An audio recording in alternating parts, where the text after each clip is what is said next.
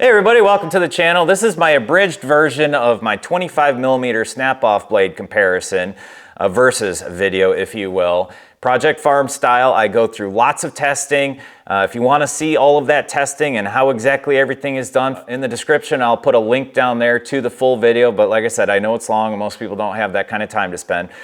So this one is going to just go straight to my spreadsheets. I'll throw a couple photos in here and there, a couple clips of some of my testing and stuff like that. So with all that said, thanks for stopping by. Please hit the like and subscribe buttons. Here we go.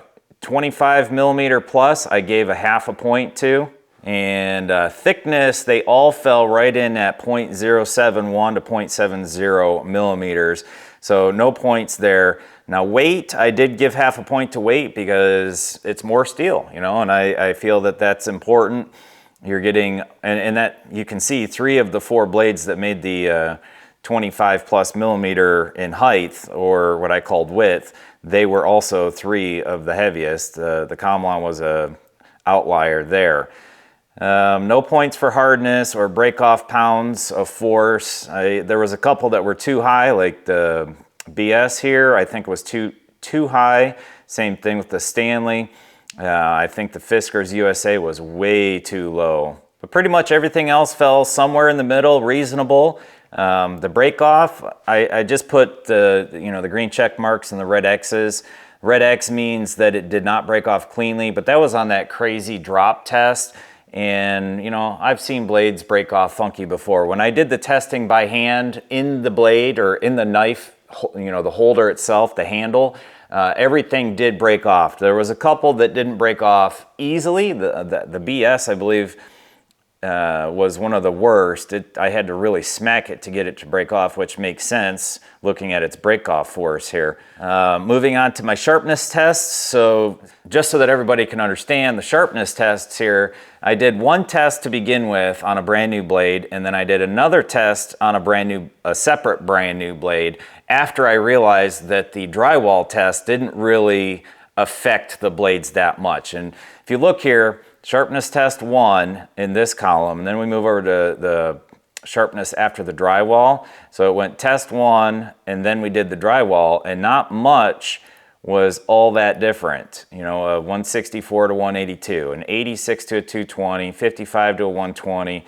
Most of them didn't change that much. So we've got the test 1, test 2 with a different blade, and then after the drywall test, this column here, I combined and got an average for all of those, and I gave this column the weight along with the combined out of the box sharpness. Personally, I think that's fair. If anything, we could get rid of this column, but they all did so similar. I gave the best blades an extra point here. So now looking a little bit further down the list here, I did do paper cut testing, and I realized that is extremely subjective. I looked at the first cut tests and then the second cut test multiple times, along with obviously being there, doing it, feeling it. And these are just the scores that I gave it. Now I've got 2 test columns or 2 point columns with my with and without the paper test because it is so subjective. Anyway, scooting back just a little bit here, I did a emery cloth cut. I took a chunk of emery cloth and rolled it up, and then I drug the blades over it, or actually I drug the emery cloth roll under the blade, and I decided that it will hold a little bit of weight, but only half a point worth, because each blade, by the time it drug across that area, each blade was at a different point going through the emery cloth by the time it made it to my testing area, which on every blade was exactly the same. It was about the 3rd segment in where each blade got tested. So as you drag the emery cloth under the blade would cut through the layers of the emery cloth, and it would be at a different point while it's cutting through at that point where I was testing. So I did give it some weight, but not very much, because I think it was just too inconsistent. Moving on, we've got the pipe test. Now the pipe test I think was much more consistent, but there was a lot of blades that I noticed a little chunk of the blade would break off in the copper pipe. and I think that may have skewed the results slightly. I did 7 swipes over the aluminum and then 2 swipes over the copper pipe. And in the copper pipe, each time I'd start dragging it and I'd hear and see a little chunk, a little silver piece instead of just copper color. So I think that even that test result is not all that consistent. However, I also gave them a half a point as well for the best sharpness, because there is a huge difference in some of these blades. So I did give them that benefit there. So we'll skip the paper test right now and just go to corrosion resistance. I only gave half a point to the Rapid Edge because it did by far better than the other blades. I didn't subtract any points. I didn't subtract any points from anything at all throughout all of the testing and all my scoring. Now the steel quality, this was something I kind of noticed when I went back through to check edges and other things, and I realized that the steel quality was incredibly different between the blades. And I'll throw a couple photos up here and you can see the difference. Holy cow, the Olfas look beautiful. I mean, the steel is so smooth and so consistent. I just figured it was fair to give them that extra point. The average ones, where are we at here? Oh yeah, steel quality. So the Olfas got a full point, and then the ones that say good got a half a point because they were okay. You know, the SK5 looked for the most part okay, and there was 2 blades that were SK5. I think it was the Hyde and the Felici. Might have been the BS. I think it was it was the Felici. They looked okay, but you could still see abnormal, you know, just little imperfections along the surface and the break lines, where they scored the blades for the break-off segments. It was not quite as crisp and clean. The Olfas are just beautiful from end to end, top to bottom, just gorgeous.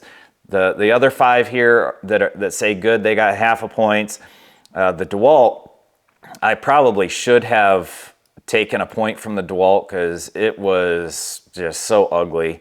The surface of it, I'll put a photo up here. The surface of it looked really cruddy and pitted looking almost like it was rusted and then sandblasted or something. Just really poor quality. And for being, you know, 5th most expensive, it was kind of disappointing. The packaging, I thought about this for a little while, and we could take it out and the winners are still going to be the winners, but the Olfas are the 2 more expensive blades that do have them, but none of the top 5 expensive blades have a hard case that they come with. And if you watch the longer video, I really go into depth. You can see the deformation on the leading edges of the Fiskars USA at $14 a blade. Same thing with the Stanley Carbides. There was chipped blades. Here's a quick picture of that. So that's pretty disappointing that the most expensive blades, you're not even getting a hard case. And you know, I've thrown just the plastic package in my little Acro bin and it just sits there. But man, having the cheap little hard plastic case to me is really nice. So I gave them an extra point for that. Not that it really mattered. Based on those points, not including our paper testing, our very subjective paper testing, I conclude that the Olfa Silver and the Olfa Black are the best. Looking at the sharpness, we'll back this up just a second here. And I just learned this recently too, the difference between the Olfa Silver and the Olfa Black. The Olfa Black is actually sharpened at a little bit thinner angle, but it's supposed to be sharper than the Olfa Silver. And that's exactly what our testing results show here. Here's the Olfa Black and here's the Olfa Silver combined sharpness. This is just the best data to show that. We can even look combined sharpness after drywall. We've got the Olfa Silver and the Olfa Black. And the Olfa Black, taking into account all 3 sharpness tests I did, so the Olfa Black came out on top by a fairly significant margin over every other blade. All right, on to the paper test. Basically what I did is if it got a 4, I'd give it 2 points. At 5, it got 2.5 points. And that's what got added to the far column over here. Well, got added to this column to achieve this column. All right, and then I added both the same for the after the pipe test. Well, the first initial paper cut test and then the after the pipe paper cut test. I was actually really disappointed in the Olfas. They did not do that great here. They did take quite a bit of damage. Surprisingly, the Filikai right here and the BS blades, they did really good. Now, and that's right here as well. You can see that, the 212 and the 138 for sharpness after going through the pipe. 7 passes across the aluminum pipe, 2 passes across the copper pipe.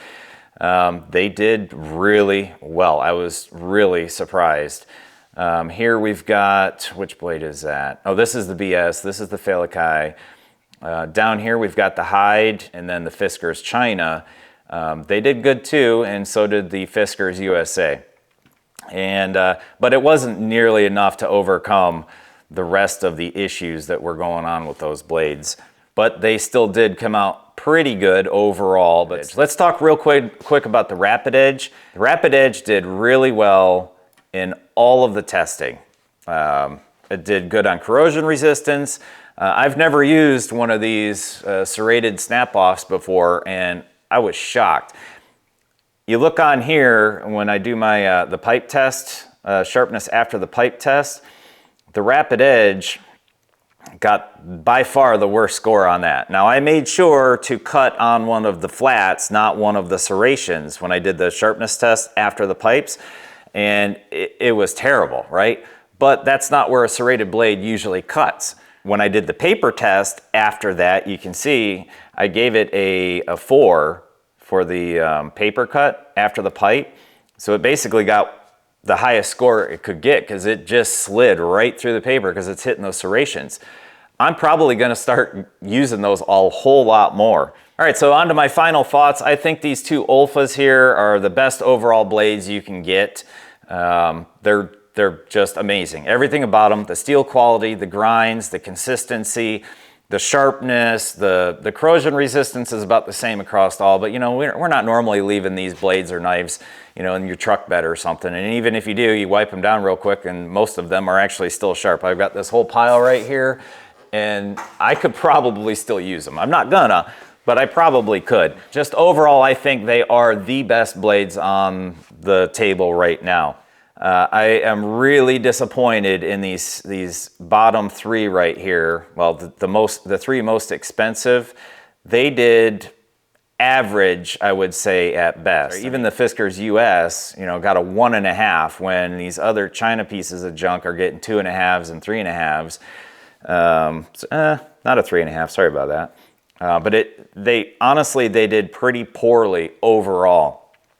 I suppose if you were just cutting cardboard all day long and you were going to be cutting miles and miles and miles of cardboard, the carbide edge may be an advantage. I don't think so, but it might be.